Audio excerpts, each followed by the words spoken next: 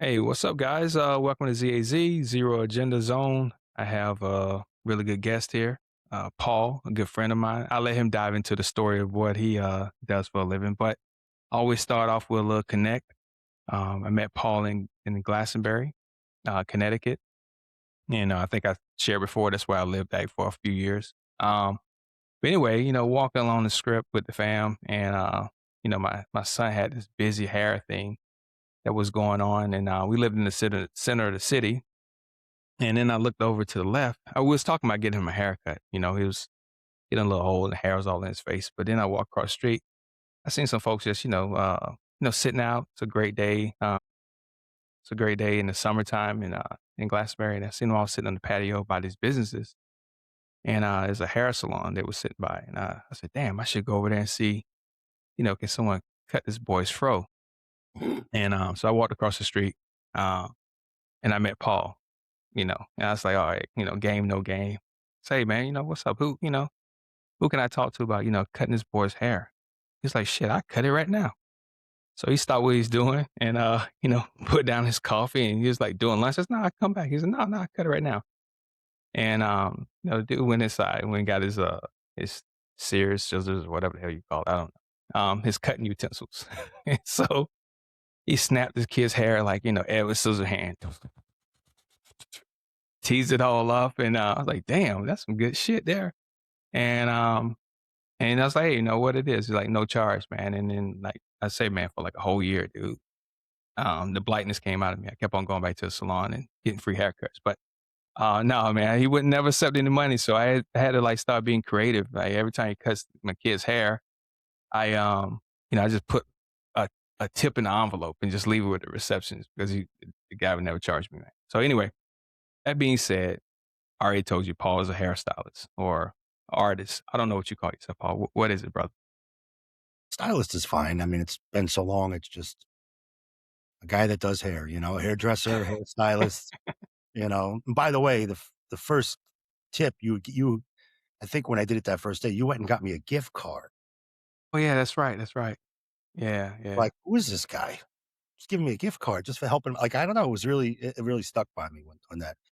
Yeah, So dude. It's like, just you appreciate things. You try to show it. So that's what it was, man. I knew you was, you took out your time and you took your break off and everything else and went from it. But anyway, also, the kind not only he's a hairstylist, he owns the shit too, by the way. So I'm just gonna throw that out there. Throw that plug out there I'm definitely gonna tag you on Instagram so my many growing followers will know where to get a badass haircut.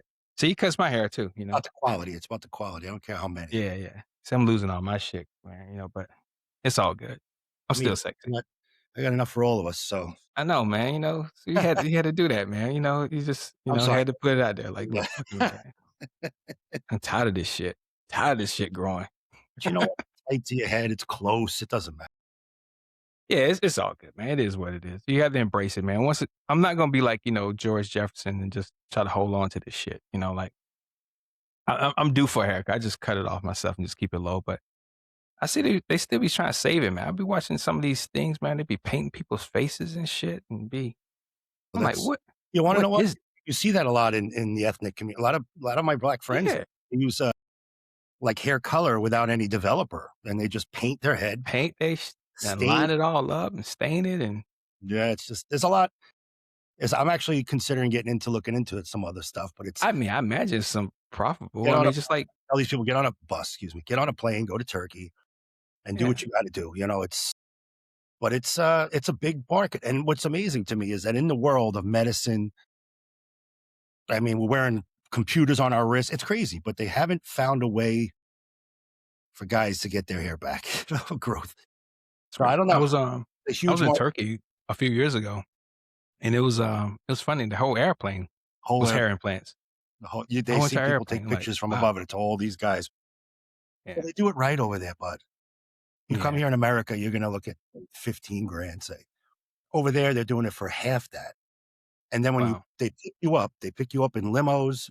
They bring you to their outpatient facility, which is actually a Oh, resort. a resort. Yeah, yeah. They My neighbor, he had yeah, his done, man. Yeah, it's like they treat, and then they have nurses there. They take care of you for a few, like yeah. people. I just don't wanna sit on a plane that long. I don't know how you do it, man. That's coming from a person got a head full of fucking hair. I'm not flying turkey for that, dude. I guess I'm getting some hair color and paint in my head, Yeah, but paint I don't know. Listen, once again, I don't really care about offending anyone, but that shit is just ridiculous. You gotta paint your damn scalp, you know? It just and then what you do with it? You know, like, you sleep and and just they do it to the beard too, a lot of these yeah, I line it all up. I Each his own, each his own. I just it's a bit much. You know, if you don't have the hair, it's okay. And if I wanna dye this, you know, 'cause it's all white, you know, maybe, you know, we dyeing and stuff, but I'm just painting this beard, and I can line it all up and no, just no, I that's think it's just one of those things with aging gracefully, you know? My yeah. go obviously, this is what gives away my age.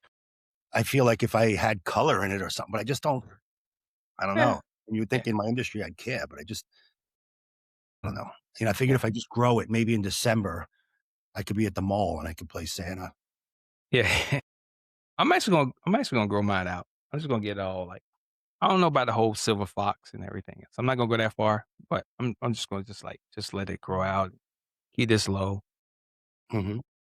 You know, but speaking of hair, since we're on a hair journey, typically when I have security folks, we dive into the security stuff, but, um, like, what got you in this craft? You know, how did it begin to start cutting hair? I mean, what did you do before? Right before, I mean, there's not really a job I didn't do. It was one of those, you know, I had one of those dads that was kinda like get to work kinda thing. I felt like sometimes we didn't even have childhoods, we worked so much, but, um, I was actually in the stock market. I was a kid out of high school, and, my brother was like a broker, and I felt like that was the thing to do to make money, you know? So I was, cold calling, you know, in those Wolf of Wall Street type places where you're just calling out names and people are picking up phones and everybody's selling you some bullshit. But, I always liked hair. I've always liked how I looked. I always cared about how I looked, I should say. And I looked at things like that from a stylist perspective. I just didn't have the guts to say it because I have 3 older brothers. Um, they're all very, you know, conservative military, 2 retired military, just my dad was a cop in New York City. So to tell these guys that I wanted to be a hairdresser was not gonna happen, dude. You know, it was just like, how do you tell them that? So I did everything I could to stay away from that because I thought, A, you know, you can't make money. Hairdresser was like beauty school dropout. There's no money in that, you know, and I'm gay. So I was like, well, how's this gonna work? You know, so I just ignored it and I cold called and I cold called. You want me to dive into the story a little bit or no? Yeah, hell yeah, go ahead. It's pretty interesting, man. And there was a kid in the office that I cold called with, and you're familiar with cold calling, right? It's just Yeah, absolutely. Yeah, and he was an addict and he had problems. His name was Jamie. He was a good kid, but they gave him this job to kind of keep him out of trouble. right. And he had a sponsor that called once a week. And what I would do is I would take him to his meetings. And he had a father that was kind of abusive. But long story is, I used to take him to these meetings, and I met a guy there named Bob, and he was an addict, but he was a very, very wealthy man, and he was a big broker. And he would call the firm every week to check on this kid.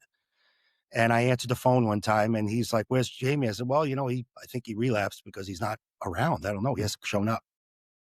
So he just said to me, "Well, Paul, can I talk to you for a second?" I said, "Yeah, what's up?" And he was like, "What are you doing, man?" You know, I said, "What do you mean?" He's like, "You're definitely not a sales guy, bro. Like, you know, You're not good at it. wasting your time to get doing this, you know?" And I said, "Well, I said, I want to make money, dude." And he was like, "Well, if you could do anything, one of these guys, anything at all, money wasn't an option, what would it be?" So I told him, I said, "I would actually be a hairdresser. I would do hair." So he was like, "And what's wrong with that?" And I said, "Well, you know, first of all, I'm not gay. I don't, you know, I want to make money." He's like, "I live over here." He lived on the coastal Lauderdale. So he was like, "I live over here on the water. I do very well. You know that." He said, "2 doors down is my hairdresser." "What do you mean?" He goes, there was a chain that was very popular. He goes, "Drives Mercedes, married with kids." He's like, "He's doing very well." So I'll be honest, he pitched me as if I was a damn you know, a Yeah, broker. yeah, And so after I got off the phone with him, I started calling hair schools to see. I had no money. I was broke. I was living on a couch in some dude's little studio apartment. And I called some schools and I winded up booking into a school that was like pennies on the dollar up in the central Florida in the woods. It was a vocational school just so I could get my license. and that's how it all started. That's a dope ass story, man. And it gets a lot worse. Yeah, it's interesting. And now here, many years later, I took it to a different level though. Instead of just being some guy that worked in a slum, and how do I go here? And I feel, at my age, I got there pretty damn close. And I'm actually more on now the kind of coming down type thing. I feel Yeah, like you trying to, I'm just at my age, figure out what you're gonna really enjoy the rest of your life, right? like I started late with the kids. You know, it's Man, don't even start, man. Don't even yeah, start. We're in the same boat, man.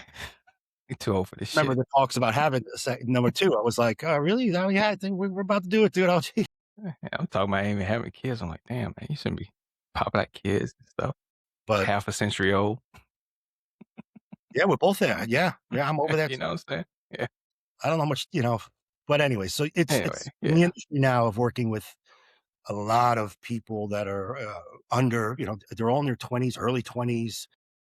Mm, you feel like the outcast sometimes. You feel like the dad of the group, so you try to keep your distance. I don't want to say if you say something, it might be offensive or too much. And if you don't say anything, okay, he's in a bad mood. What's wrong? So there's this yeah, balance of can I just work back here and do my thing, and yeah. And also, it's lonely up top too, Paul. You know what I mean? Because now you got to like thread that needle to be relatable to them, and also now not you up the to boss, and it's like, oh my goodness, like even with my job now, man, it's like they all kids, and I call them kids, and hell, they 30 something years old. Like they ain't in their 20s. I'm like, damn, I'm getting old. Like a 30 something year old person's a kid. listen. In all these years of doing hair, people always laugh because as I work, I don't know what people do for a living. I don't know how many kids they I'm not the kind of guy that comes out and says, "Hey, so what do you do?" I keep my mouth shut. And what it is when people give me info, I feed off of that. I feel like it's none of my business So with you all this time, I'm like, "The hell does this guy do?" You know, talk, you I'm a come in the drug dealer. No, you come in, and I'm like, "I don't even know what this," and then I see the wife is stunning and the kids, and I'm like, What is this? Like, who I is this?" know, man. And then Who it took knows, a man? while for you to I, kind of tell me, and I was like, I still really don't even know what the heck you got going on. I don't even know what I do, Paul. You know what I'm saying? I know you're in the Middle East over here. I'm like, what is this guy up to? I'm I like, know, man. and I'm Well, thinking, what's this guy? the journey is crazy, man.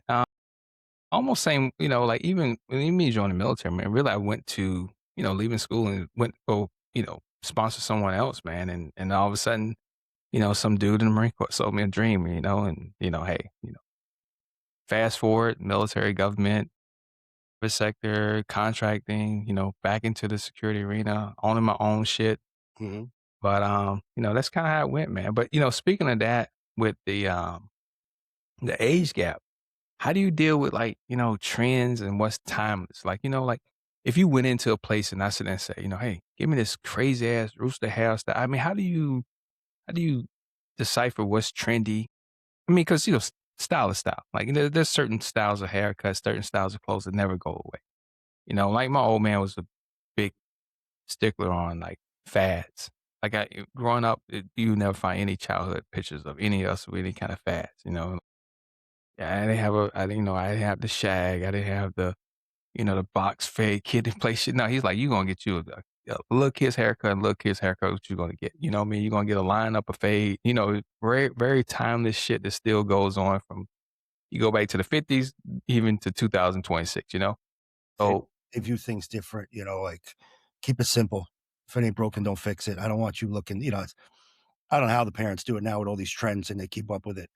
yeah, But to answer the question, it's kind of like, I think when you know what you're doing, that's the difference. Like I feel like in all these years of even teaching and training and all this stuff, I still have maybe found one or two people that actually just get it, you know? gotcha. So I always feel like I can look right at somebody and say, we gotta change this.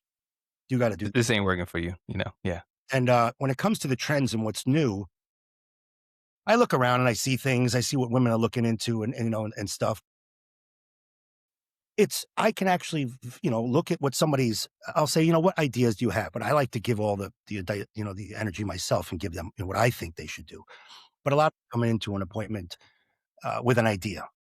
And the thing is that I'm gonna take that idea and I'll be able to execute it. That's number 1. So I can sit there and say, I can make whatever how do I say that? I could just make it come to life for what they want. I just might advise them to go in a different direction depending on what type of hair they have and stuff like that. But it's just always come so easy to me that I'm able to just say, you know what, you want that? Sure, I'll give you that. You want to do that? We could do that. Let me do this and that. Or I'm the guy that always tells them we should do something, and they go, "Oh no, no, no! I was always told I could never do that." I'm like, because hairdressers are full, Yeah, he full of just shit. don't know how to do it. They don't know what they're doing, so they tell you not to do things because they're scared. I'm the one that Yeah, I don't want to trim your hair. I don't want to, I want to change you to look amazing. I want you to feel amazing. right. Another You thing, know, I found out, some years ago, it was cool, it was kinda cool, so I adopted this a long time ago, but I was out with a guy, and, I don't know if it was colleagues or, he was above me, but anyway, we went into this meeting with some other, high level executives, and, we was on the same team, but, we're selling them a pitch on something we need to do, and we gave this presentation and everything else, and this one guy, I mean, like, he was, VP or, second director or some shit, this many years ago, and, in that time, we was subordinates, but, we owned that product. So, the guy, he's like, "Da, da, we need to do this," and the guy reared back in his chair, he just said, "No." He said, "No, we're not doing that. No, we ain't doing that." So the guy, Kevin, he looked over, he said, "Do you have the power to say yes?" I mean, just as belligerent as possible. He said, "Do you even have the power to say yes?" And the guy was like, he caught him off guard. He's like, he said, "So you're not the person who made the decision." I mean, he just kept him on the hook. He just kept on hitting him up. He said, "So it's easy just to say no instead of you don't have the power to say yes." He said, "Who do we need to talk to in this room?" so wait, this yes, you're wasting my time right here. I was like, "This guy don't give a fuck about getting fired or nothing, man." He said, "Who do we need to talk to in this room?" I've been like that, and I think that's to be Yeah. respected in a lot of ways. Yeah. Because my Yeah. industry, I say things that are we're not exactly an educated people. And a lot of times the artistic mind is the kids in class who just drew all day and ADD, all these things they have nowadays, they diagnose kids with. So we were always just very flaky, I should say, in the industry. Not too many people even can make it in the world. They say it's like only 2 to 5% of people that actually continue in hairdressing. But I was always that kind of blunt, hard personality. So when I sat with the so-called executives of the industry, I would always say to them, this is dumb. This is dumb. You guys are trying to create something that these kids in our mind frame can't focus on. They're sitting there and you're showing them this and that, and they're sitting there, they're already, in today's world, they've scrolled past you. Right. Yeah. I'm Yeah. like, you got to execute in minutes. And then that's when I stepped in and started changing things about a lot of training regimens for other, being a creative director for a company and stuff was like, you have to catch these kids quick, you know. So there's an old school, but the whole hairdressing world has changed. It's different, but I Yeah. don't know if I'll Well, be there for the next. I'm waiting for my kids to say, "Hey, I don't want you cutting my hair. I want Tyler over there. He's young and cool." which That's is what's cool. gonna happen. Yeah. Dude, when I did have hair and I used to be keeping my shit up together, but, years ago, dudes, and Chuck, I'm gonna throw a plug out to you too as well. Chuck is a really good friend of mine. Also, I've been knowing him, I don't know, 30 years now, but, um, he had a few barbershops, and, the issue is he had some shitty ass barbers, couldn't keep the chair or, they get in some trouble and some other shit, and he had a heart of gold, he'd bail them out, he'd give them another chance, and they come there, just disrupt the whole clientele. But the barbershop industry Mhm. is just, especially, when I say barbershop, I'm gonna talk about like, black folks getting haircuts. I mean, it's a revolving door. You name it, it's good things that take place, bad things. Hell, Ice Cube made a couple moves about it. I mean, there's a lot of truth in that shit. But anyway, with Chuck, um, Chuck cut hair. He's decent hair. He's a good barber, but he brought in another guy that was just like killer, man. Like he line you up. He had the razor cut shit going on and everything else. And I've been going to Chuck for like 10 years. I said, Chuck, man, listen, this shit is I already this saw shit is unethical, but I'm telling you, man, I'm about to sit in this dude's chair, man. Your ass can't cut like him, man. He's like, I don't give a shit. Help pay that chair fee, man. You can sit in that damn chair. that right there So is Chuck's. So that's the difference separates. I want to say the men from the boys, but yeah, I don't care right, which one of my clients sits with any of my stylists. I right, love it. I have no problem with that. I'll walk up and be like, "Oh my god, wait," and I'll joke them to make them feel better. I'm like, "Hope he doesn't mess it up," like. But right. I want people just to, it's the same thing with, my wife is in the industry as well. It's about watching the kids actually be successful and grow. It really is. Yeah, You're yeah. sitting around making all this money, and I'm like, I ain't making anything. It's really about watching kids flourish. The problem is there's so much in their social lives, and there's so much with the social, like, they're just It's always every hard, time man. It's you hard walk being into a that kid room, they're now, all like, man. "Oops, sorry," and it's like they don't understand that it's a 50-50 world. You can't sit around and wait for the phone to ring all day. You got 10 other people waiting. What are you doing for yourself? Like, you had to, I'm sure in the industry, you had to recruit and find guys and also sell yourself to people.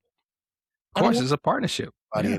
you know what I mean? So these kids are not, it's just crazy to me, but, you wanna see them succeed. I love when they do well and they come up to me, they're like, "I did this much today," or "I did that," and this is the first time in a long time with the staff that we have now that I've been like, I genuinely love I like all of them. I think they're all good kids, and there's a few here and there, but you know what? It's pretty decent right now, so I can't No, that's good, man. And also, dude, and like you want to set them up for success. And even with, I have folks like, I don't want you to stay status quo. I mean, I want you to do better. I mean, especially if you are a good person. If you're a bad person, I don't really give a fuck.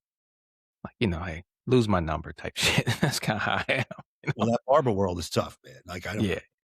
you know, Nah, you don't. I one time I was dating a girl whose cousin was like a big mover of drugs. Like, he was Okay. a big, Yeah. big shot. In the barbershop. Yeah, he was her cousin. So one time he's like, "Hey, you want to go to the mall?" So I was like, "Yeah, man, sure, I'll go with you." He's like, "We'll meet up with them later." I was like, "Okay." I get in the car with him. We're driving around. This dude is picking up like, he goes, "Hey, I just got to go to a couple barbershops." And I'm sitting in the car, and he gets out. He walks into the barbershop, and he walks into the car, and he opens the jacket, and all this bundles of cash comes out. He closes it back up, and then he's like, "All right, we go to the next one." And then all of a sudden, this barbershop, the guy comes out, "Yo, Julio, what's up?" And he comes in, as he goes to slap his hand, he's dropping cash in the car. Hey, I'll tell you, man. I said, "Listen, let's get to the fucking mall. Well, take me somewhere, but you're Go, scared." I'll go to Foot Locker, man. Barbershop was like, that's where it's at. And these guys are just, it's like they're pushing money through it, back door, front door. I don't know, but how much money you make Shit. at cutting these guys up for, 40, 30, 45 minutes sometimes just to shit. I'm like, for what, 50 bucks? Like, I don't know how you guys are making money. It's But cash deal, man. dude, Dude, I was gonna share a once upon a time story, man. Hell, I'm not even gonna go that route. That's the story for the day, there, man. The damn barbershop collection. no, I had, no idea. Now I knew what he did Yeah, because you weren't expecting that shit. Miami went to something. I said, I knew he was into it. We walked into like a strip club one time with him. They all were like bowing to him like he was Jesus. And he a little guy, and I'm like, what is going on? Who are you? Like, what's going on? He's like, oh, nothing. And there was a few big ball players up there in the Boston area that were like, oh, what's up? They already knew. And I'm like, this guy is dad. And I saw the money stuff going. I said, listen, I can't hang with you, man. I need this. Yeah, and I mean, it gets dicey, man. And the funny part about it is it's a lot of barbers, man. They all got their extra It's, activities going on, I yeah, should say. that's the problem. It's known as that, like, It's a I stigma. Well, some truth in this shit, want you but taped up, want you lined up, my boy, and I'm like, okay, dude. But what's when they try to tape up and line up white dudes? That's what drives me nuts. that's a trend now, man. No, you don't shave out a hairline on a white guy. We don't have that here. Sometimes I'll see it and I'm just, Jesus, dude, you went to the wrong barber, son. Like, Yeah, man. what It's happened? just You know? in culture and the trends and everything else and accountability. But, that's a whole thing, man. Sometimes we just go completely off the goddamn script, some stupid shit. And, but I always wonder, like, how the hell where do they work at? What do you mean? The barbers, you mean? Or No, just the people that get the shit done. The ones that paint their hair. Where the hell he go a job? Because if he came to my job with that shit, I'm just like, man, I see some of these people sometimes. I say that all the time. Sometime in my shop, we have a down the street, right down the street, was a big water fountain area, which is like a popular area. yeah, yeah, I know what it's I at, had yeah. no idea. We have this guy that's like dressed as Captain America, and he comes Wow. past the shop window. I'm talking shield things on his. I'm like, what is my first thought is I'm like, somebody needs to beat this kid up. Like, this, I don't trust him. I don't want him. What is he having his picture taken with kids? Like, so I don't know who he is. He comes in the salon and gets his hair cut now. So now I'm thinking to What? myself, I didn't know. Trust me, I don't know. I'm kind of. So the point is this Captain America, what he does is he goes down to the corner and they have protests every Saturday. for whatever the For movie. what? The Avengers? I mean, what is he I don't protesting? know what. I guess that's his character. He spoke it like a no kings rap. I don't. He's into. I don't know. But I sit there like, what do you people have? I'm working. That's my whole thing with anything. It's not. I'm not even talking politics. I'm just talking in general. Who has the time to do this stuff? I got a day off. You know what I'm gonna do, kids? I'm gonna go stand at the corner with a sign that's Dress up in completely a wrong. damn costume. You're gonna get the people who feel one way honking at you, and the other people are driving by flicking you off. What's the point? I don't get it. These people, they're always some slob who looks like they have no contribution to society. I'm like, okay, They listen, don't, man. And the thing is, here's the thing with the whole protesting that I have noticed, at least the last few years. They don't give a shit. They just want disruption. If if if I'm on a black shit, I got Jamie over here with me. I got Leroy. If I'm on a white shit, I got Tyrone with me and I got Seth. You know what I mean? It's the same goddamn character. They go back and forth. As long as there's some conflict, they be in this. They don't care. They just want to make some noise. I think honestly, and this is my opinion only. So hey, I think 60% of the people protesting don't even know what the fuck they're protesting about. well, yeah, They don't even know they don't even know they don't know the issues. because they They ask don't him, know shit. I don't know what's going on. Yeah, I don't But know it what's going on, has but changed the dynamic with a lot of friends. I have my best friend, who I listen. He's my brother. He's my best. He's everything to me. Like I think of him morning and night. I always hope he's okay. We're totally on different ends of the spectrum. But the thing is that he's family. He's my, so we just never cross paths. We do sometimes jokes here and there, but I don't really, it's just amazing. People are really ate up, man, where they just, yeah, or and they post more than all the friends online. I'm like, oh, really? Oh, I got to read this crap. And I'm like, why? Who's reading it? I don't know. Why? I just want to see about your kids. I want to know what's going on, but why? I don't want to read any of this shit. So They now all in. this unfollow. I didn't even know you could unfollow people on social media. I thought you had to unfriend them. And now No, you you got to unfollow follow them people. too, You don't man. have to see their crap. I'm like, oh God, thank God for this. But anyways, yeah, it is kind of so anyways, Yeah, Cap it's. goes down the street and he protests all afternoon. And then he comes walking back and I'm like, I got to so he's record this sitting dude, there in man. the chair next to me. I'm thinking, what do I say? I gotta, You so should ask him. Say, man, what the fuck you in this costume for, man? what are you trying to, what is it? I don't know. I don't know. I Must be mean, lonely. You got to be lonely. I yeah, don't know. You're coming out of mommy's basement. something. But That anyways, costume got to be stinky. He probably got yeast infection.